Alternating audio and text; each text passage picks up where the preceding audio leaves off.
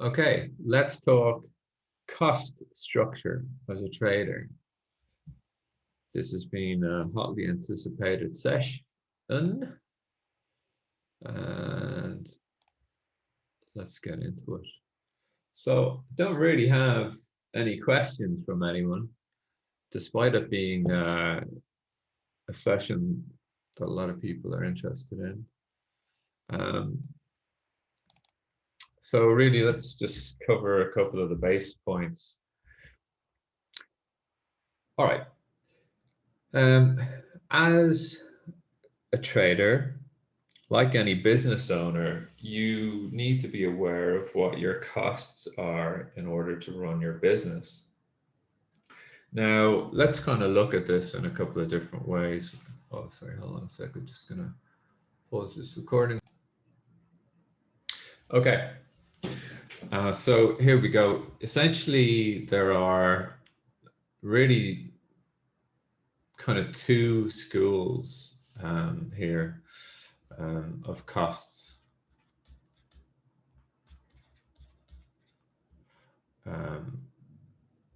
So there's retail,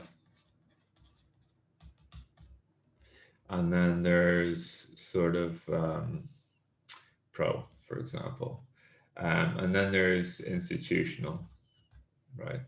We're not going to cover institutional today. Everything in retail is pretty much, the division line here is between, is really, you know, this is prop firms, people running complex hedge strategies,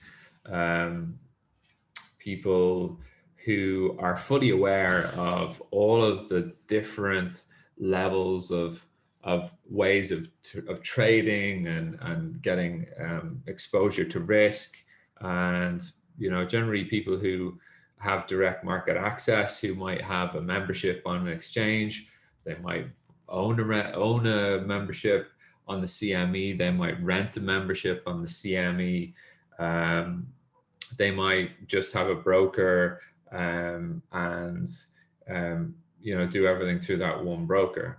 But really people who are paying essentially lower fees are in prop here. And then you have retail. So let's kind of look at the platforms here, right? The platforms within retail, I mean, it starts like, guess what? Robinhood. We've got eToro. And I would actually say that these are sub-retail. You know what I'm going to do? I'm actually going to put these over here. And I'm going to create a new, I'm going to create a new category, which is essentially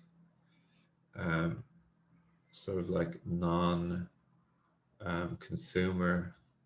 This is kind of consumer level, is like really Robinhood and all that sort of stuff in there, right? So this sort of consumer, right? So yeah, Robinhood, eToro, there's loads of these things, Then you have retail, and retail is more like IG index.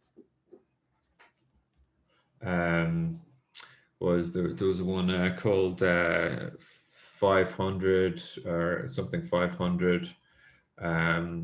There's also what is there? There's like I think De Giro, I think is the name of the Irish one. I've never actually used it. I know someone who uses it. What else? There's lots of these sort of platforms here, but these are mainly this AMP Global, and this all falls into the bucket of essentially CFDs, all right, contracts for difference. Now, I was talking with one of the members of the room earlier on, and people really don't have an appreciation for what CFDs are, right? Yeah, CMC, yeah, CMC, yeah. People don't really understand what a CFD market is. It's like okay, say this is the Nasdaq, right? That's the Nasdaq market on CL, say, right? And then you have US oil on this is a CFD, US oil. And while the market might do something similar, it does it in just a very small different way. The difference between these two platforms, or CFD and NYMEX, is that NYMEX is the real world, and US oil is the matrix. Is that air you're breathing now? The steak tastes good, but is it real, right? So I don't want to get too down the rabbit hole with this, but essentially these CFDs, what's happening here is controlled by the broker. And indeed, some of you said, hey, Tim, why is your high of day in the euro, for example, why is your high of day higher than mine? Or why is my high of day higher than yours? And it's because the broker is controlling what's going on here. Whereas this is the open market, NYMEX. Now, this is how I define the division between retail and pro trading. That's the clear division. You might say, well, hey, Tim, I'm a pro trader, and I used to trade prop. I used to trade in an institution, and I trade CFDs. I spread bet.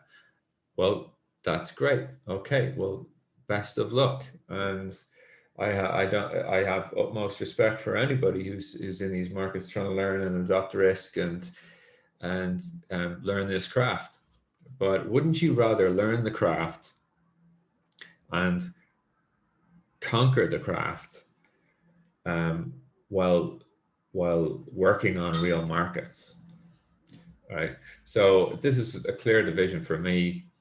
Now, this is a session on costs. It's not a session on really all of this stuff. Oh, look at that. I can't get rid of my shapes that I just drew. That's a little disconcerting.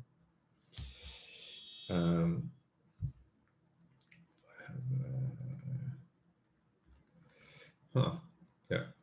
Let me just get rid of all this with the undos. So this is the delineation really for me, CFDs to what is called, the alternative is called DMA, direct market access, right? And this is why my data costs are up to $280 a month. This is why data is very costly, because data here is free. Free data, right? Why? Because it's not real data. It's essentially derivative data. It's derivative of the direct market.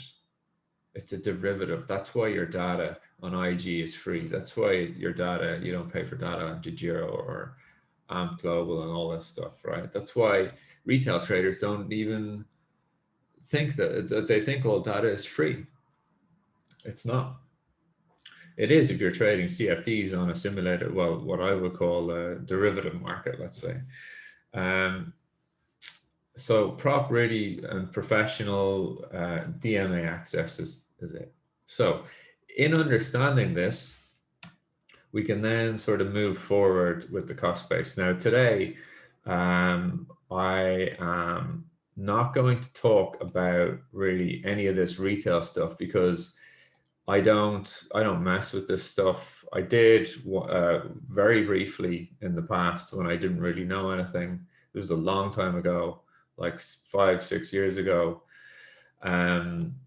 I have actually an eToro account because I wanted to see what it was like and check it out, and it's a cool little tool, but more a tool to use for social sentiment trading, right? In that you can go in there and observe what the herd are kind of doing. You can observe how people react to certain other traders' portfolios.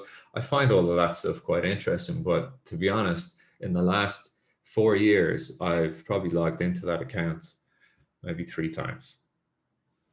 So, and then with the retail space here, your costs are all costs are sort of are all in. You know, it's all in. You're just paying the spread.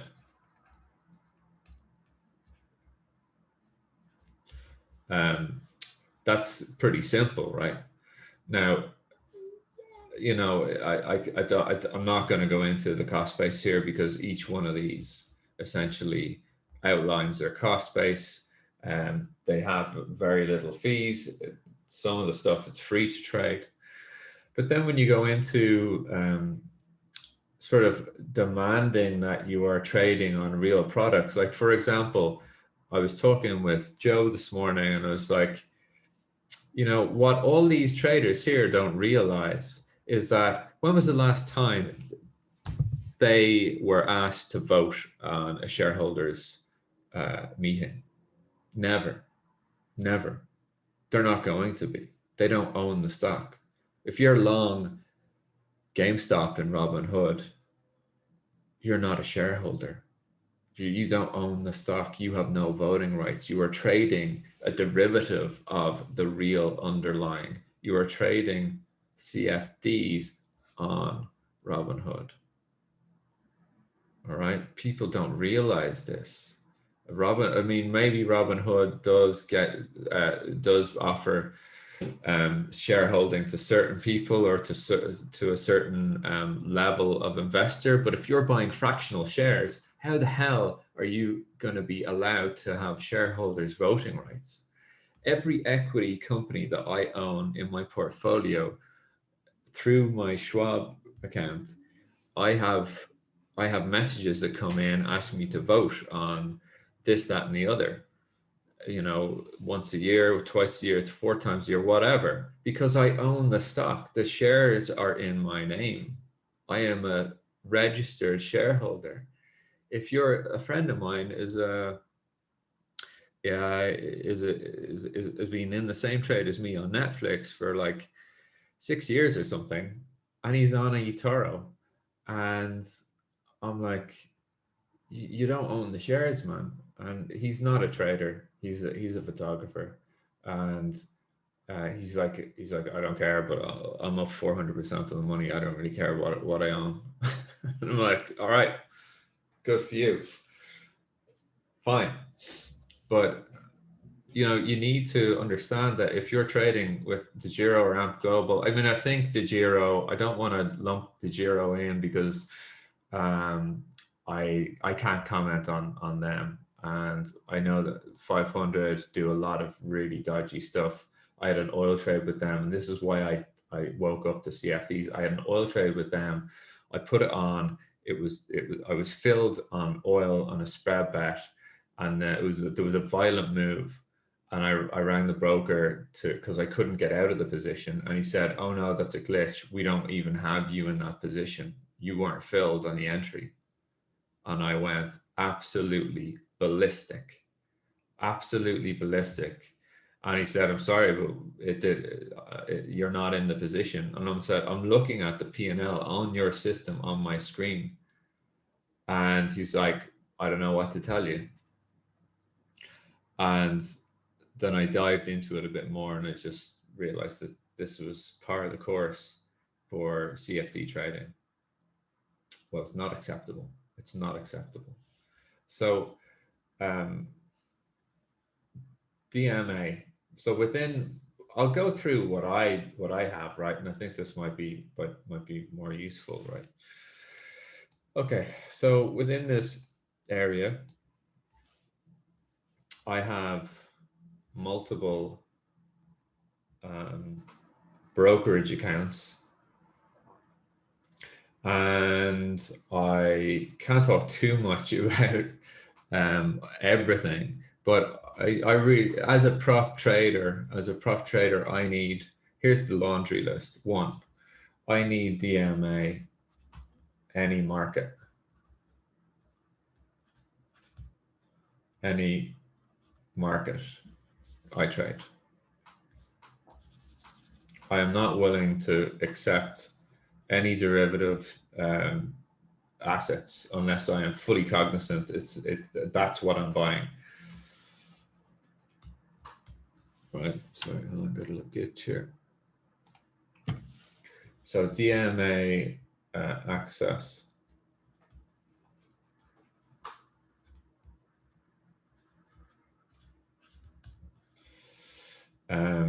Number two, I need liquidity, as in fast in or out. I do not accept getting locked into a position.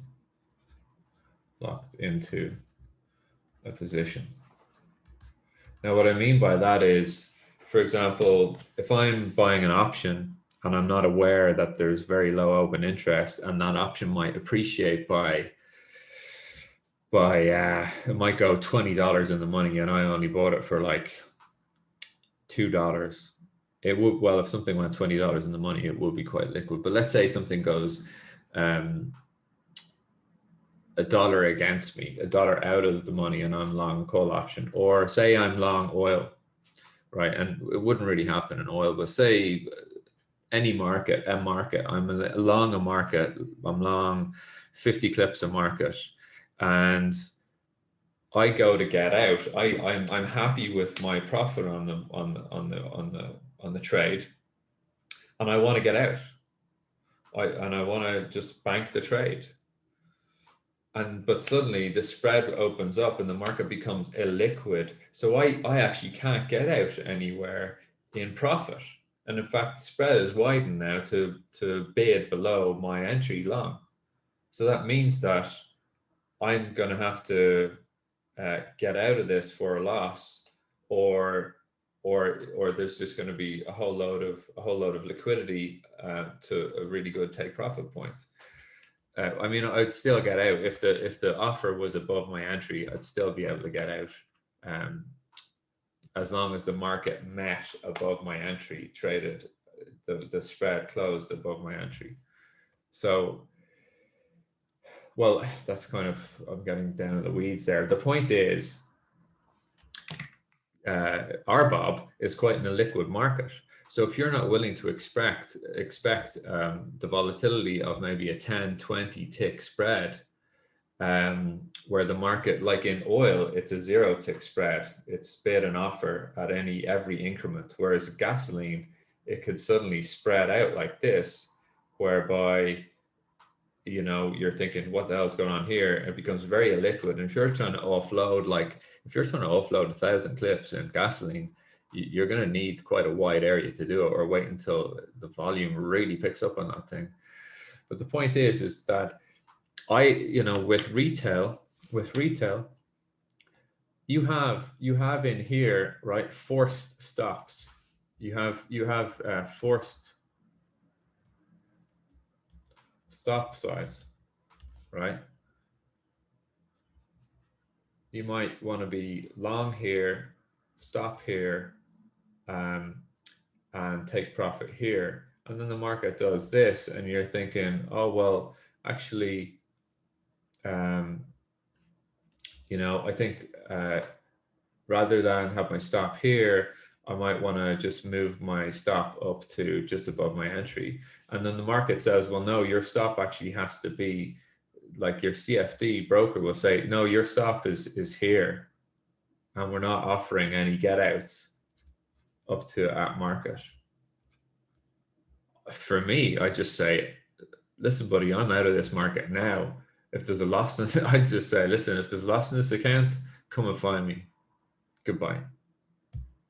I want to be in and out where and whenever I can. I'm not going to be told by a broker that you can't stop out here when it's anywhere below market. Anyway, I'm drifting off the costs here, but these are the nuances between spread betting, CFDs, and direct market access, right? So anyway, other things I require. And number 3, I need access to equities. I need access to equities. I need access to futures. I need access to options. So within equities, we have the different classes. Within futures, we have the different classes, energy, metals, blah, blah, blah. Options, we have, different, puts. You have puts. Well, there's about 3 or 4 different classifications of options. There's buying puts and calls. There's selling puts and calls. There's writing naked calls. There's buying naked calls. There's selling naked calls. There's spread strategies. There's 2 different levels. Out of the 4, there's 2 different levels of spread strategies. You can have box spreads, iron condors, all this sort of stuff. But really, this is the best way to lump it all in, right? And so within this, I need access to all these 3 things. And now I need also I need access to crypto, right? So suddenly this is for me as a trader, to do my job, I need access to each of these 4 elements. Now, you can look at a provider like Interactive Brokers that can give you all 4 of these, actually, all 4 of these. But they don't play an entirely straight game. However, their system is probably the most pervasively integrated across all these kind of 4 asset classes I'm looking at here. I'm kind of discounting bonds because that's kind of in the future space, right? All of that's in the future space: bonds, metals, or bonds, commodities, FX, equities, right? But so for me, I have a broker for equities.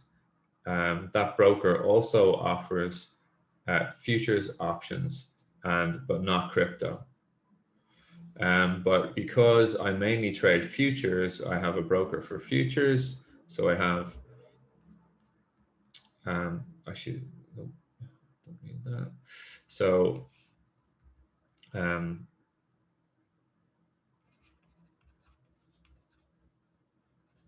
so engagements, as in contracts with, right? So I have a broker for equities. I have one here, and then one here for futures. Why are they not the same? It's because essentially the platform that my equities broker offers me, I don't really like it as much, and it doesn't offer me the #1 analysis tool I need for futures. Then the broker I have here, I also use for options. And then I also have a crypto broker. Okay, and then on the crypto broker, I can trade futures and options. Okay, so I have 3 different brokers essentially for the example of this, and they each have different charges, right? This is, I explained this to the elite team a couple of years ago, and they were coming out of trading CFDs and into this world, and they were just like, I never knew anything about how complex this was, but this is how it goes, right? Let's just take. I'm not going to go through my equities and options broker because essentially that's free to me, and they don't charge me for any of my equities trades. Um, they they charge me very little for my options trades, but for that I have a lot on account with them.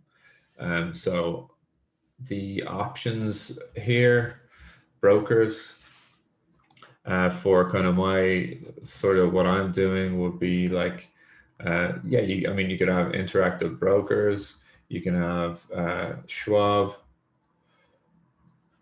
you can have First Trade, .com. What else can you have? Not sure. Yeah, so a question in the room, why does IB not play a straight game? Well, they restrict trading a lot of the time. A lot of the brokers do increase margins on a regular volatility bout basis, but just you're going to have to read up about how interactive brokers did not allow for oil to go to zero, and then they hit a whole load of guys who were short above zero, and they hit a load of them with massive bills instead of calling them up and saying, yeah, your trade worked out, sorry, our systems went down. So that's why. You can read up about that. There's an ongoing investigation into that as well. CQG is a software platform. CQG is a software platform. So hold on a second. So essentially, IB, Schwab, First Trade, these are all brokers, but essentially this is how the hierarchy goes. You have a broker, right? And you pay your broker commissions, right? Then you need software. CQG, CQG, Sierra Charts, Pro Real Time, TT, the list goes on. CQG are a data provider and a software provider. Okay, then you need on the software, this is mainly charting, yeah, and then you also need data. I don't use CQG because it's not sophisticated enough for me, to be honest. It's quite a simple program. The data behind it is good, but the software it's a little too elementary. So data, what products do you want to trade? Do you want to trade NYMEX? Well, if you want NYMEX, you can pay for a singular data feed from NYMEX, which costs about $15 a month, and you'll just get the NYMEX products. What are the NYMEX products? You're going to have to go and find that out, but it includes oil, gasoline, nat gas, right? So what do you want to trade? Well, CME products.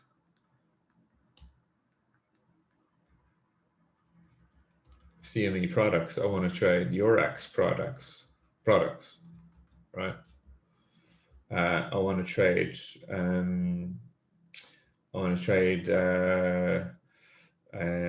Let's see. I want to trade. Oh yes. Well, as you know, Israel. I don't think I want to trade Israel exchanges. But say I want to trade on the IBEX. I don't think the IBEX is included in Eurex. I know it probably is actually. or maybe I want to trade Brent. So I'll take ICE contract or ICE exchange, right? And these are the different exchanges that offer access to the different products. Now they'll offer access to futures, and futures across energies, metals, ags, softs, all that stuff. But you have to pay for each of these. This alone, like for example, will cost about $280 a month to be connected, real-time exchange data, 23 hours a day, 5 days a week. All right. So you're not even aware of this when you're trading CFDs. You don't have to bother with it. It's not a concern because you're not connecting to the real market. The broker is connecting you to his version of the market, and he's taking a lot of your money and he's blipping you out of positions left, right, and center. Sorry to tell you that. Software, I use CR charts. I use Thinkorswim, which is free. I've used TT, but my software bill would be in the region of around all in. I'd say it's about 100 a month, maybe more. I haven't really thought about all of it, but maybe more. Then you've got hardware.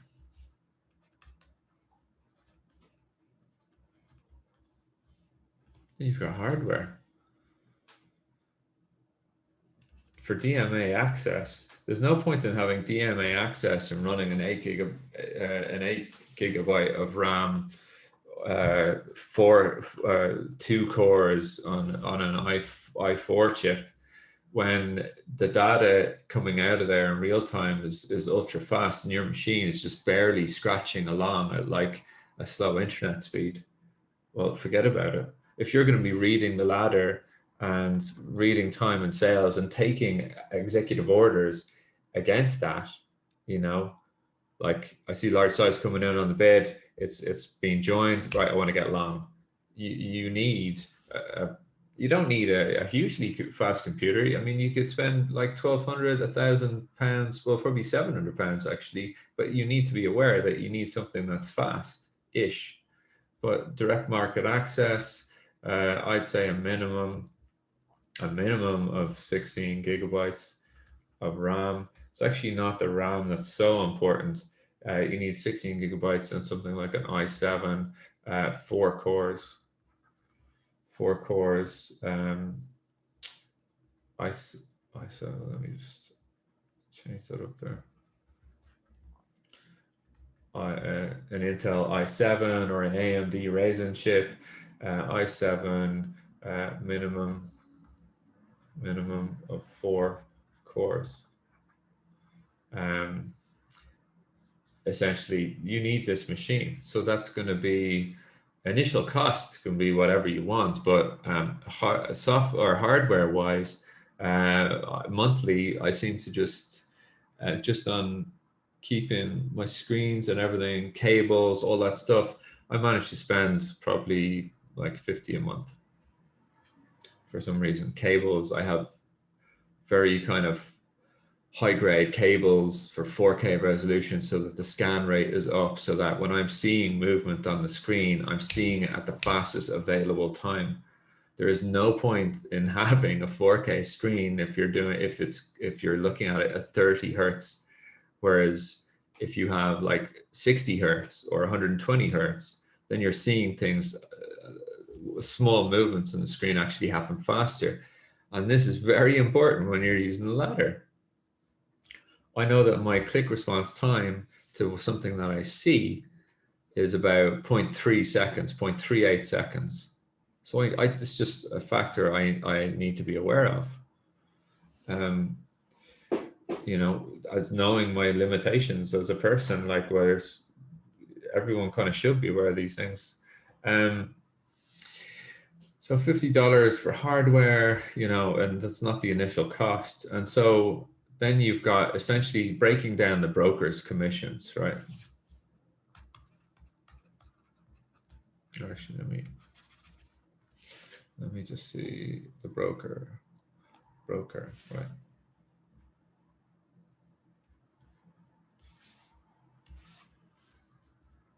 So what you do, instead of paying the spread when you're trading in the futures markets,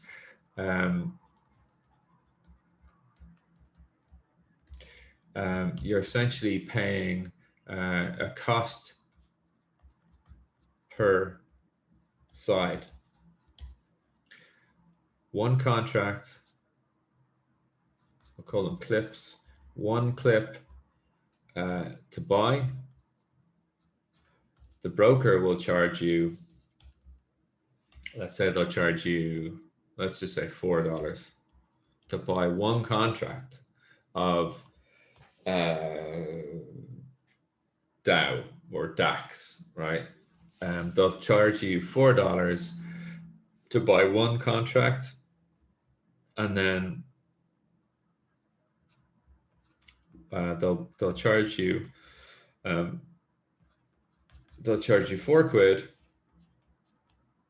to sell it. So to get in and out, right? Now these aren't the fees for, these fees are different depending on the size of volume that you trade, right? So I don't pay that at all. So to get in and out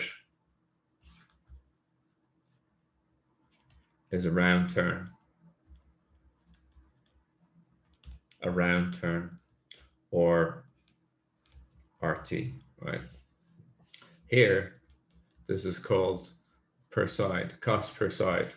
And then a round turn, you've guessed it, for all you hot mathematicians, is $8, for example. Now, 4 is quite high, but if you're not doing a certain amount of volume, you know, it's kind of how it is. You know, what you need to understand is it a full service broker? A full service broker, i.e. phone chatting, phone execution, you know, picking up the phone, get me 20 clips of this, and stop here and take profit there, blah, blah, blah. That's phone, right? Yeah, I'm not going to comment really any further on any broker, any individual brokers. That's not really the purpose of this session. I think yeah, RJ O'Brien are a full service broker. You know, I think, yeah. So let's get into these round term costs. So right. So what if you trade? You say you're doing one clip, you're trading one clip in a market, right? And you do like 2 trades. Well, you bought it and then you sold it, and maybe you got out for scratch. Okay, well, you paid £8 to do that, and then you do it again, you're paying 16 quid. So say you bought this clip and then you sold it. So you go +1, and then you sold it, right? And then your P&L is say, I don't know, say you buy oil at spot 10, you sell it at spot 20, you're up 100 buckaroos.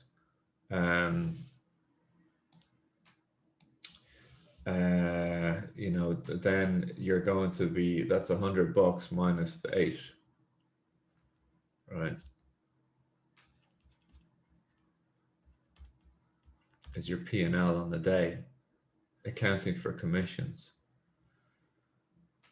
What if you multiply this singular number, you know, by, or what if you do 3 more trades,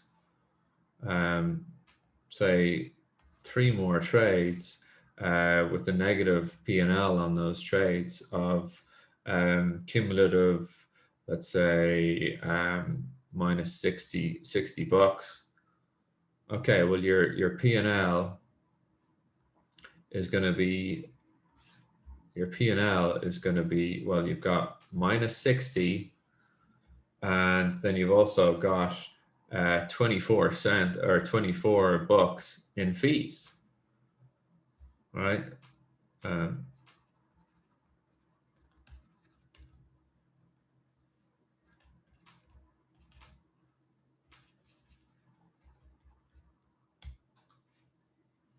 Right. So 24. So your so your net P&L is 84 bucks on the day.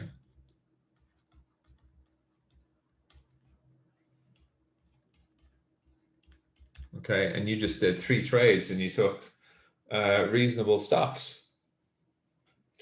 You know, this is very simplex, for example, very simplex. Yeah, Qtrader, it's too simple for me. Yeah, Qtrader is made by CQG. So essentially, this is the landscape, folks, of futures trading, right? So imagine how this scales when you're doing like 2,000 clips. Now, I'm not paying anything near $4 a clip or $8 per round turn per clip. No way. But you know, they have to give me essentially a discount on that, right? But broker fees can add up. So now you can see why, if I could do it all over again, I'd definitely be a broker for sure. So this is how it goes. So this is kind of the landscape. I mean, you know, then in terms of just general costs, you know, really let's kind of summarize all this up here into something digestible, right? Coming back up here, you know, we can see essentially we've got a couple of big headers here, right? We've got uh, brokers. Actually, hold on, actually, I think I can do a little brokers fees here. Then you've got software, and then you've got data. Then you have just general costs, internet. You know, internet. We haven't really looked at general costs. Maybe we can do that. You know, general costs are going to be something like, general costs would be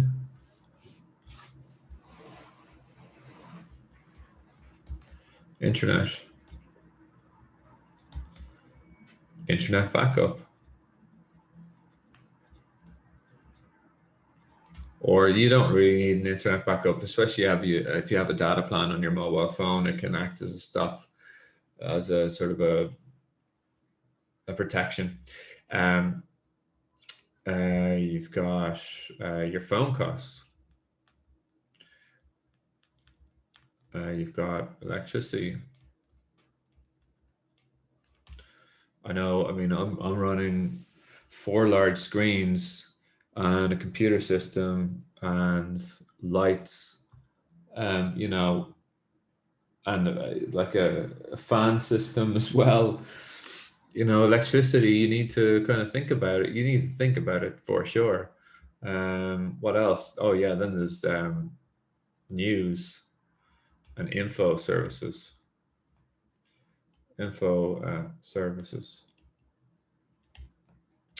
Squawk.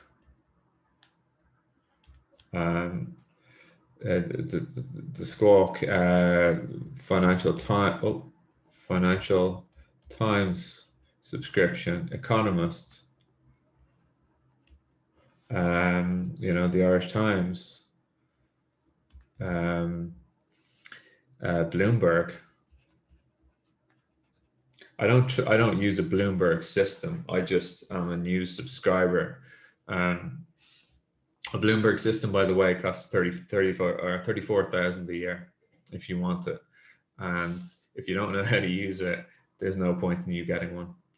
If this is all new to you, what I'm describing, you don't need one. This all here can turn out to be per month. All this together could be another 300 all in per month, all put together. Maybe it's a little bit on the big side. Well, no, actually, not really, because the squawk is going to be quite expensive. There are $60 squawks. There's free squawks out there that a couple of guys you've been sharing.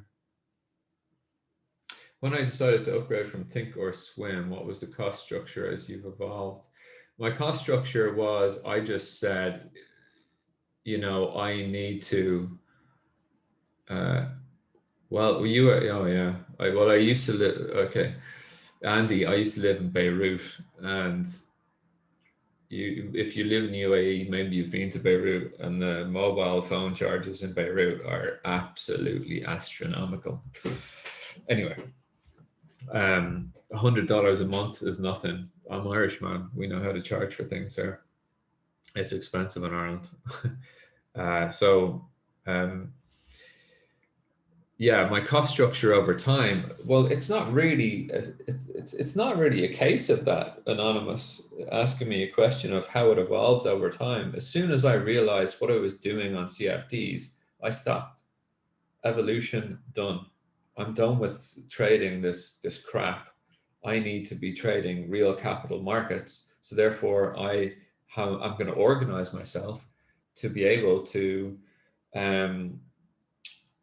use Sierra charts or a pro program like Thinkorswim for free, and get my execution from whatever the broker can give me for free.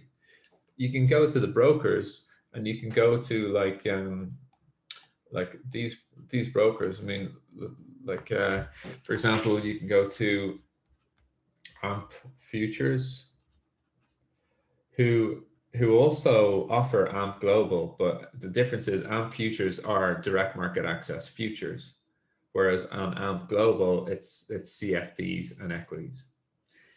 So you can use for futures, AMP Futures, and they have a bundle for data and software.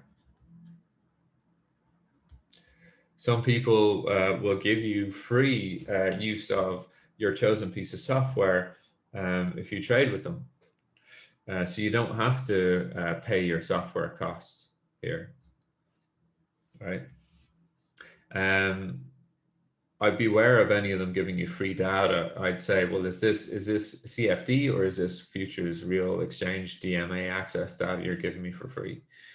I mean, data doesn't have to be hugely expensive, but when you have multiple markets and exchanges the way I do, then it does add up. But there are cheaper ways to get CME data, Eurex data, ICE data. AMP are the best at kind of lowering cheap access to those markets. And then crypto, for example, I use Kraken. I also have a Coinbase account. I also have a Bitfinex account. So I have 3 different brokerages, and 2 of them are the largest liquidity providers. So I think that's a prudent thing to do risk-wise for now. So, really, I mean, you can go to any of these brokerages here. I mean, Schwab is quite expensive. IB is quite expensive. In terms of margin, First Trade is not is only equities, or sorry, it's not futures. So there's no futures trading or CFD trading. It's literally just equities, and it's not like they don't offer a platform where you can kind of scalp in and out of stuff. So this is no futures. Right, so that's it really. So that's it. Yeah. Any further questions before I close this one out?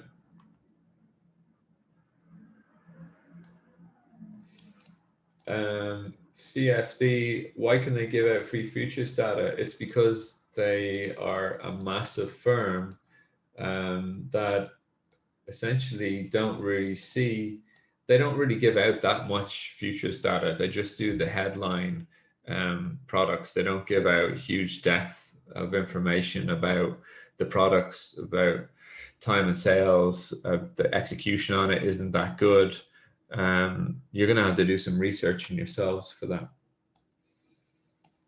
Thinkorswim is good enough for a trader starting out as a trading package. Absolutely. I know guys in New York who use Thinkorswim as their charting package, and these guys clear like 80 grand a month.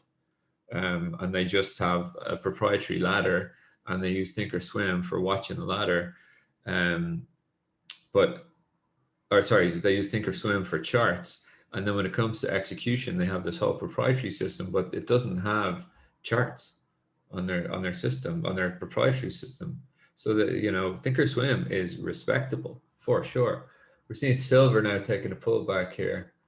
SLV has opened up. Okay, I am going to be getting some liquidity here, which is good to see because I'm sitting out here with my order at 25s, and I was a little bit pissed off this morning that I wasn't filled on the excursion to the upside. But anyway, we're going to have to wrap this one up here, folks. What proprietary execution platform do I recommend? Well, a proprietary execution platform means that it is secret, as in it is private knowledge. So you can't just go and download a proprietary piece of software because it's secret.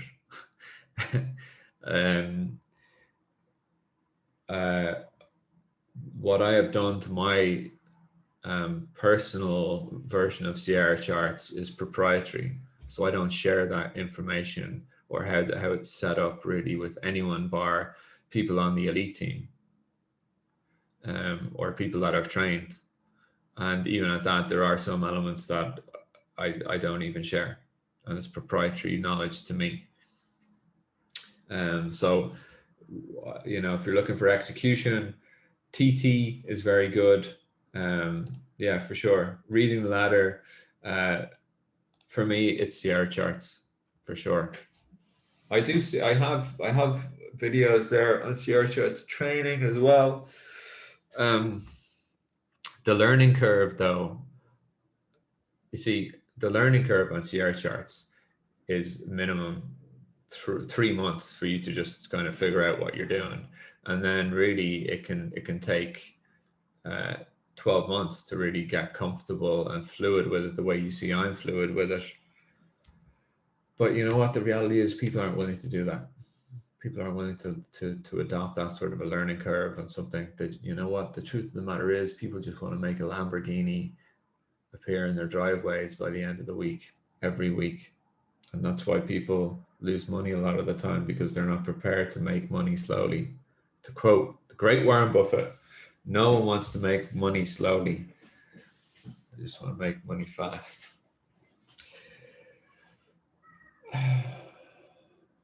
Thinkorswim, unfortunately, is not available in the UK or to UK domiciled residents, but you can download the paper trade version of it, which is pretty much the same as the full version, except the live data is not switched on. So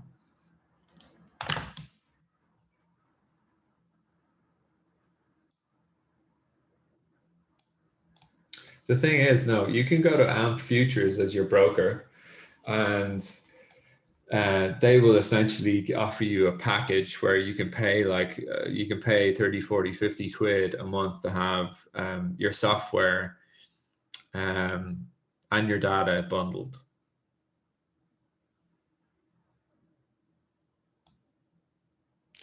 You don't need to be, I mean, you need to see this here. So you need to think about the products you're trading And if they're just all in CME, well, you can get a data and software bundle that's like 50 bucks, right?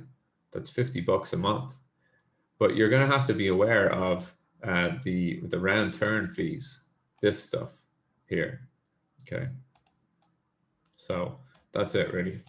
All right, folks, I got to go and check in. These markets have a break as well because I'm going to be doing the free US rundown. In fact, I'm going to have to do that now. And then I'm going to take a break until 1 o'clock. We will close the recording just here. Cheers.